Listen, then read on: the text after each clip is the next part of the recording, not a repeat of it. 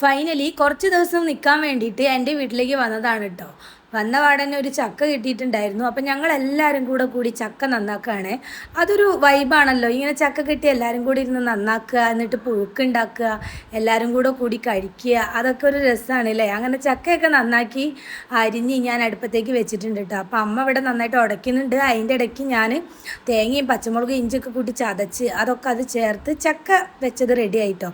എല്ലാവരും കൂടെ നല്ല കട്ടൻ ചായയും ചക്ക വെച്ചതും കൂട്ടി കഴിച്ച് അതൊക്കെ കഴിഞ്ഞതിന് ശേഷം ഞങ്ങൾ നേരെ പോയത് എൻ്റെ മേമേൻ്റെ വീട്ടിലേക്കാണ്. മേമ എന്ന് വെച്ചാൽ എൻ്റെ അമ്മേൻ്റെ അനിയത്തിൻ്റെ വീട്ടിലേക്ക്.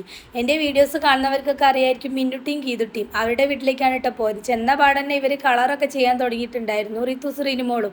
പിന്നെ മേമ നല്ല ചായയും ഉണ്ണിയപ്പവും ബിസ്ക്കറ്റൊക്കെ തന്നു. അതൊക്കെ കഴിച്ചതിന് ശേഷം പിന്നെ ഊഞ്ഞാലാടാൻ വേണ്ടി പോയേ. ഊഞ്ഞാലയിൽ ഇരിക്കാൻ മട്ടലില്ലായിരുന്നു, അതൊക്കെ ചീന്തി സെറ്റാക്കി ഞാൻ വെച്ച് കൊടുത്തിട്ടുണ്ട്. ഞാൻ തന്നെ ആദ്യം ആടി നോക്കിയിട്ടുണ്ടായിരുന്നു ഉറപ്പുണ്ടോ നോക്കാൻ.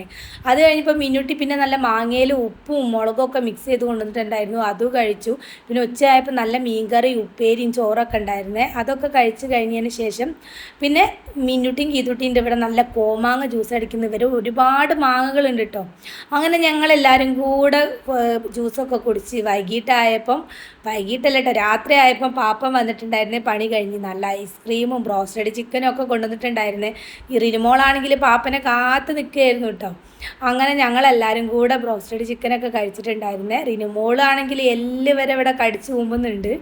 ഇനി ഞങ്ങൾ തിരിച്ചിന്ന് രാത്രി തന്നെ വീട്ടിലേക്ക് പോകും കേട്ടോ. അപ്പം ഇന്നത്തെ വീഡിയോ ഇത്രയേ ഉള്ളൂ. പുതിയൊരു വീഡിയോ ആയിട്ട് ഇരുന്നിരിക്കും. ടാറ്റാ.